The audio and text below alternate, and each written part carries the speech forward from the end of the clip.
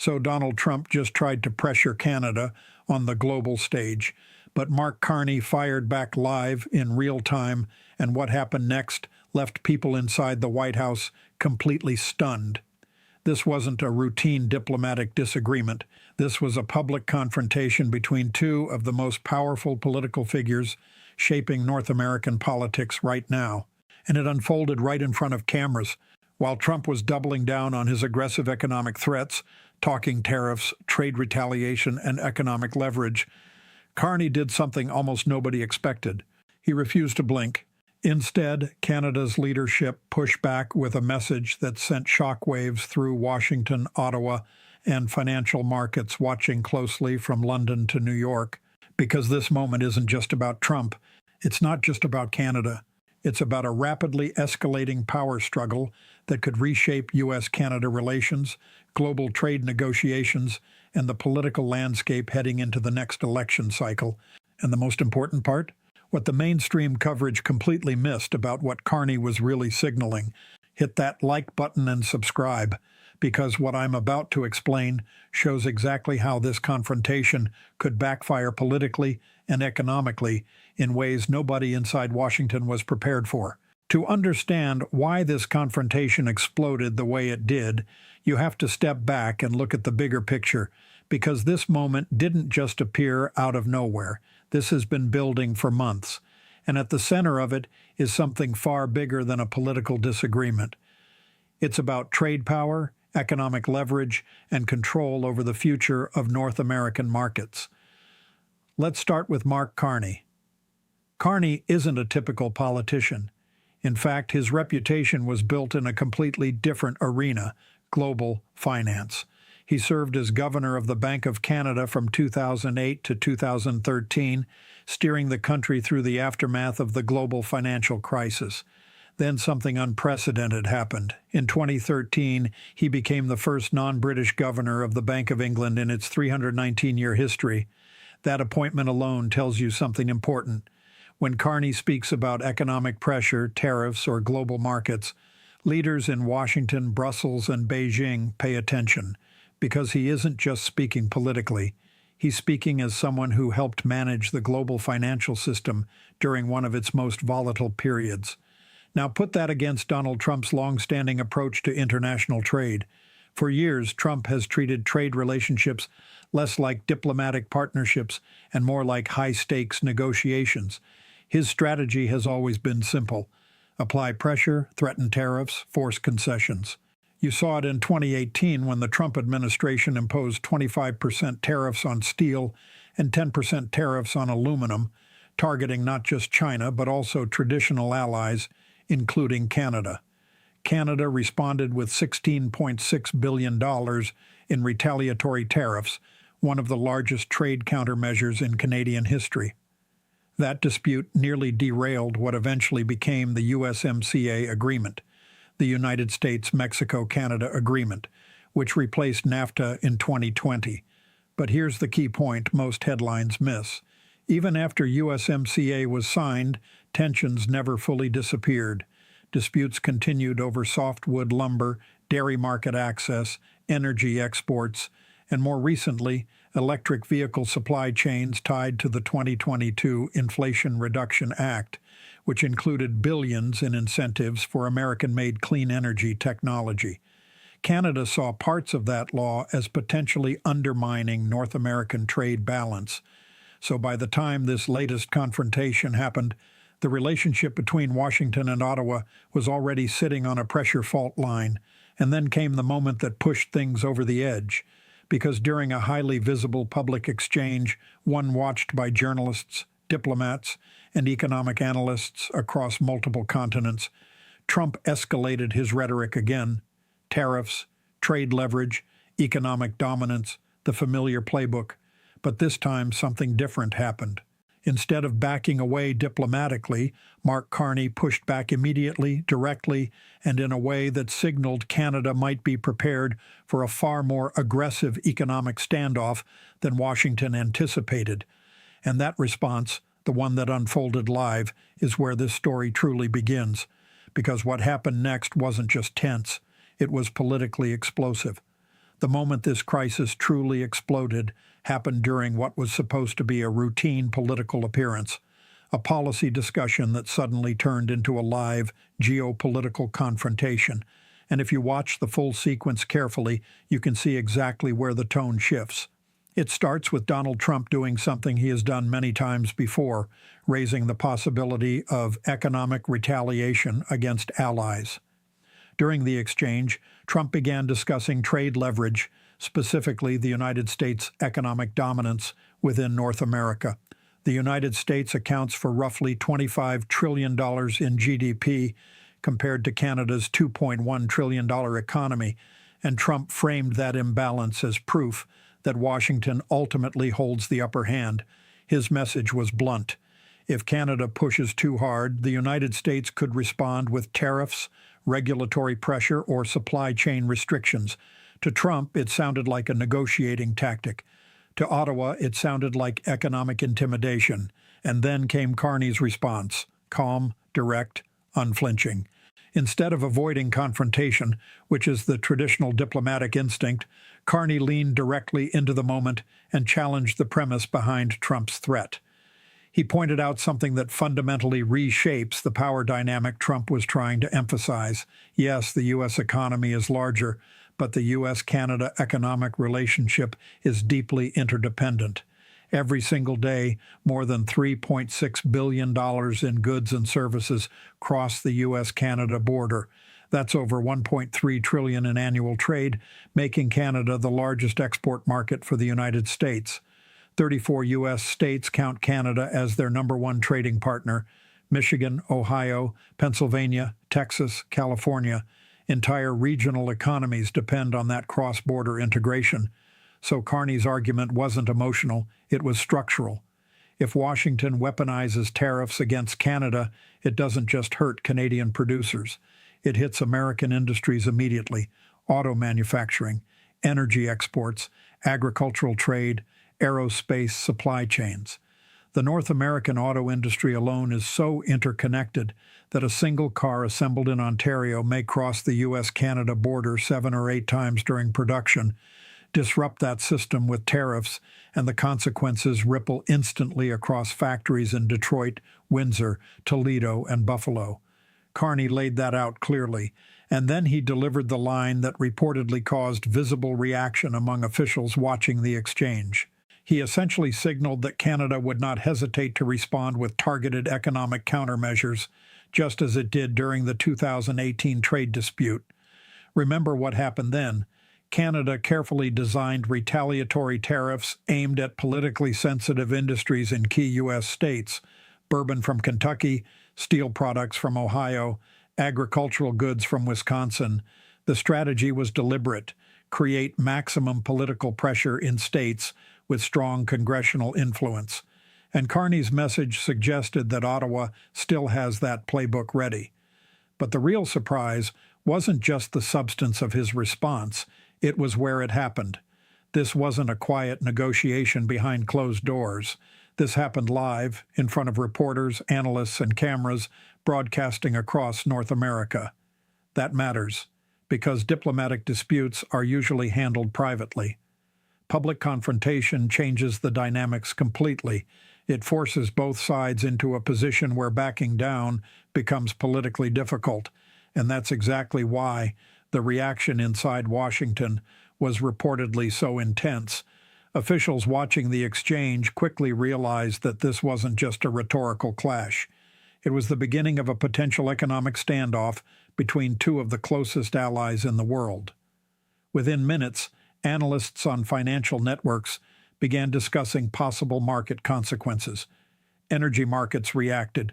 Trade policy experts began speculating about whether retaliatory tariffs could escalate again. And political strategists in both countries started asking the same question. Did this moment just trigger the next major U.S.-Canada trade conflict? Because once economic threats move from private negotiation to public political messaging, they take on a life of their own. Leaders can no longer quietly compromise without appearing weak, and that's why what happened next, the reaction from Washington, from Ottawa, and from political figures like George Conway analyzing the fallout, became even more revealing. Because the confrontation wasn't just about trade policy, it exposed something deeper, a growing tension over who actually controls the economic narrative in North America. And when analysts started unpacking Carney's response more closely, they realized something even more striking. This wasn't just a defensive reaction. It looked like a calculated strategic signal, one designed to show that Canada might be far more prepared for economic escalation than anyone in Washington expected. Here's where the story becomes far more interesting and far more consequential, because when you strip away the headlines and the dramatic exchange, what Mark Carney did in that moment wasn't just a rebuttal, it was strategic positioning. And if you look closely at the timing, the language, and the political context surrounding it, you start to see why analysts, including legal and political commentators like George Conway, immediately recognized that something unusual had just happened. This wasn't simply Canada defending itself. This was Canada reframing the entire power dynamic. Let me explain. For decades, U.S.-Canada relations have operated on an assumption that the United States ultimately holds the dominant hand. The numbers seem to support that idea. The U.S. economy is roughly 10 times larger than Canada's, with GDP exceeding $25 trillion compared to Canada's $2 trillion. On paper, that looks like overwhelming leverage. But trade relationships don't operate purely on size. They operate on interdependence. And the U.S.-Canada economic relationship is one of the most integrated in the world. More than 75% of Canadian exports go directly to the United States. At the same time, Canada supplies roughly 60% of America's imported crude oil, making it the largest foreign supplier of energy to the United States. That means the economic relationship is not a one-way street. It's a mutual system of reliance. When Trump talks about tariffs or economic pressure, he is leveraging the size of the American market. But Carney's response reframes the equation entirely. Instead of debating which country is bigger, he emphasizes something far more complicated: how deeply the two economies are entangled. Think about the North American auto industry. A single vehicle assembled in Ontario might contain components manufactured in Michigan, Indiana, Ohio, and Mexico. Those parts cross borders repeatedly during production. In some cases, components move across the U.S.-Canada border 7 or 8 separate times before final assembly. Introduce tariffs into that system, and the entire production chain becomes more expensive overnight. That means higher costs for companies like Ford, General Motors, Stellantis, and dozens of major suppliers, which then translates into higher prices for American consumers. This is why trade economists describe the U.S.-Canada supply chain as one of the most integrated industrial ecosystems on the planet. And Carney knows that. Remember, this is someone who spent years navigating global financial crises and international regulatory systems. When he signals that Canada is willing to retaliate economically, he isn't just talking about symbolic countermeasures.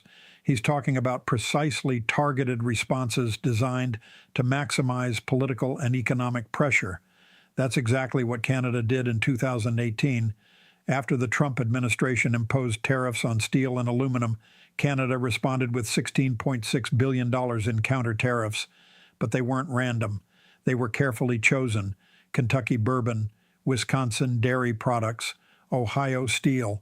Every one of those industries was located in politically influential states. The goal was simple: make American lawmakers feel the economic pain quickly enough that they would pressure Washington to negotiate. And it worked.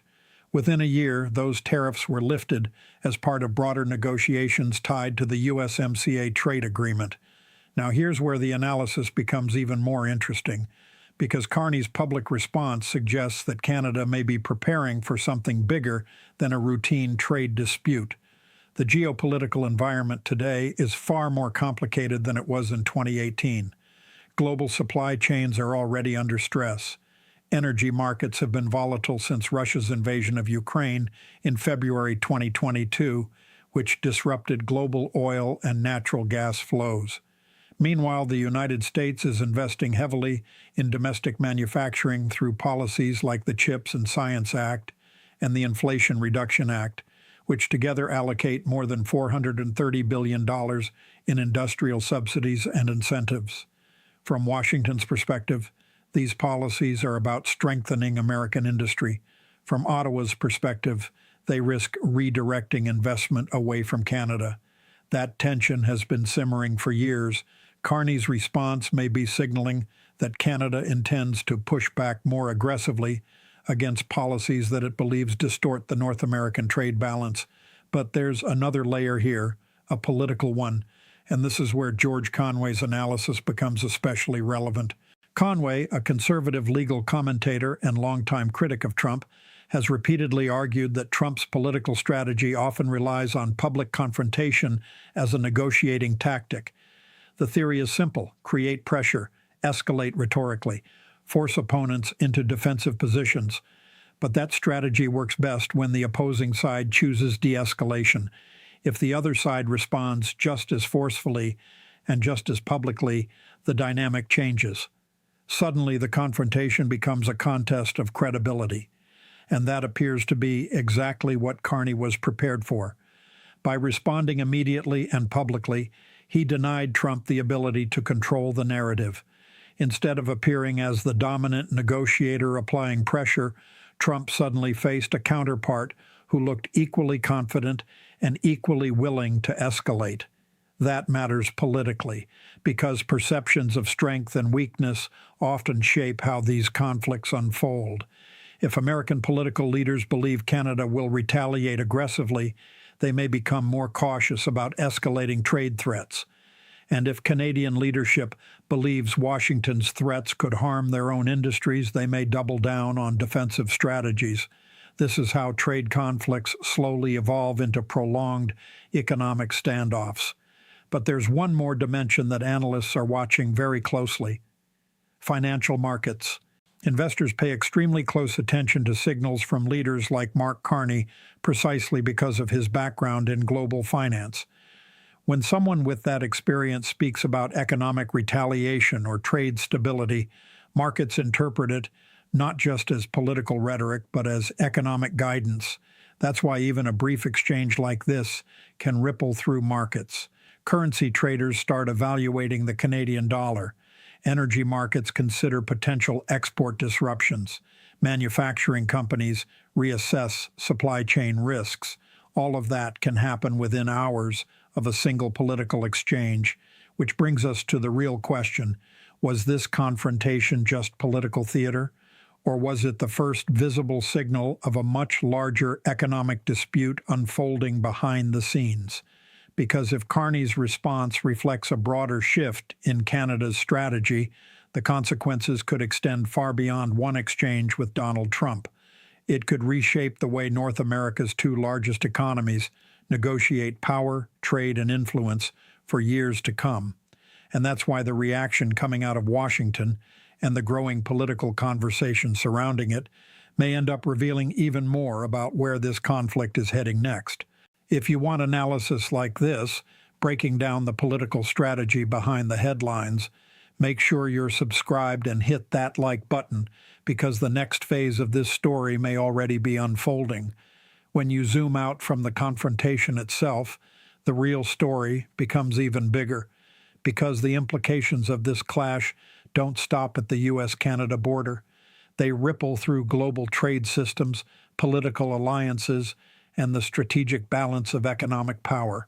Start with the immediate economic stakes. The United States and Canada share the longest undefended border in the world, nearly 5,525 miles, and that border is also one of the most economically active on Earth. Every day, roughly $3.6 billion worth of goods and services move across it. That means nearly $1.3 trillion in annual trade. This is not a minor relationship. Canada is the largest export destination for the United States, buying more American goods than China, Japan, and Germany combined in several sectors. American farmers sell billions in agricultural exports to Canada every year. Energy flows north and south through pipelines that power industries across the Midwest.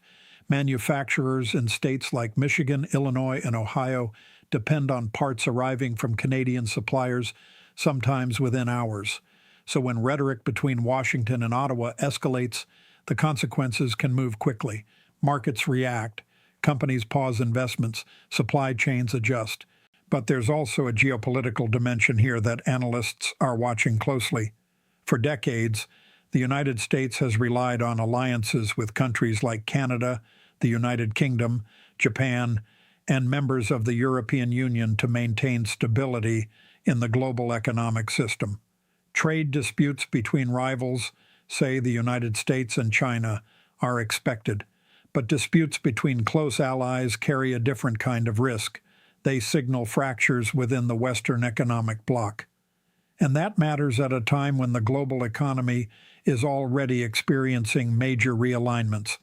Consider the broader backdrop.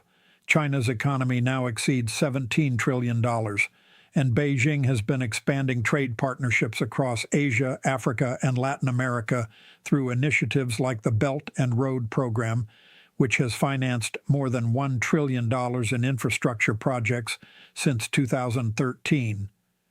Meanwhile, Europe has been strengthening its own industrial policies in response to U.S. subsidies under the Inflation Reduction Act. In other words, the global economy is increasingly defined by competitive economic blocs. North America, anchored by the USMCA trade agreement, has been one of the most stable of those blocs. But stability depends on cooperation. If tensions between the United States and Canada escalate into a prolonged trade conflict, it could weaken the cohesion of the North American economic system. That's why diplomats and policy analysts are paying such close attention to signals from leaders like Mark Carney, because his message suggests that Canada may be willing to assert its economic leverage more openly, and that could influence how other U.S. allies behave as well. Countries watching this exchange may start asking a simple question. If Canada is willing to push back publicly against American economic pressure, should they be doing the same? That possibility is exactly why this confrontation has captured so much attention among international observers, because it may represent more than just a bilateral disagreement.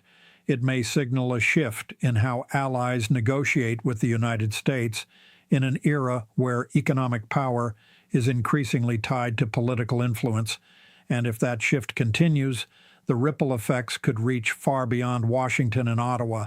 They could reshape the entire framework of 21st century trade diplomacy. Which brings us to the final question: what happens next? Because political confrontations like this rarely end with a single exchange. They evolve, they escalate, or sometimes quietly, they force both sides back to the negotiating table.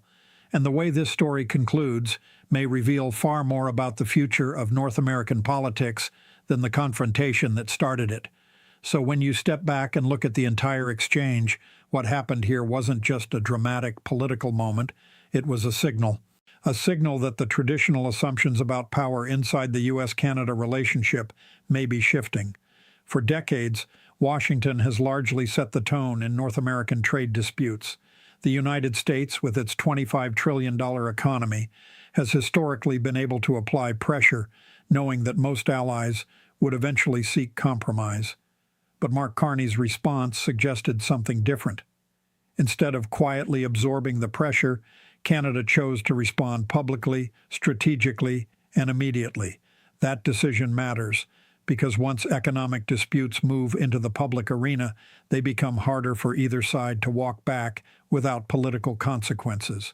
If Washington escalates, Canada has already signaled it may respond with targeted economic countermeasures, just as it did during the 2018 steel and aluminum tariff dispute. If Washington chooses to de-escalate, that could indicate recognition that the economic interdependence between the two countries limits how far either side can push. And that's the real takeaway here. This confrontation revealed just how fragile and how interconnected the North American economic system really is. More than $1.3 trillion in trade, millions of jobs, and entire industrial supply chains depend on stability between these two allies, which means the stakes are far bigger than one political clash. They involve the future of North American trade, energy cooperation, manufacturing supply chains, and diplomatic influence in a rapidly changing global economy. And the next moves from Washington and Ottawa will determine whether this moment becomes a brief political flashpoint or the opening chapter of a much larger economic conflict. If you want clear, in-depth analysis like this, the kind that breaks down the strategy behind the headlines, make sure you subscribe right now and hit that like button, because this story is far from over. I'll be tracking every development, and the next phase may unfold sooner than anyone expects.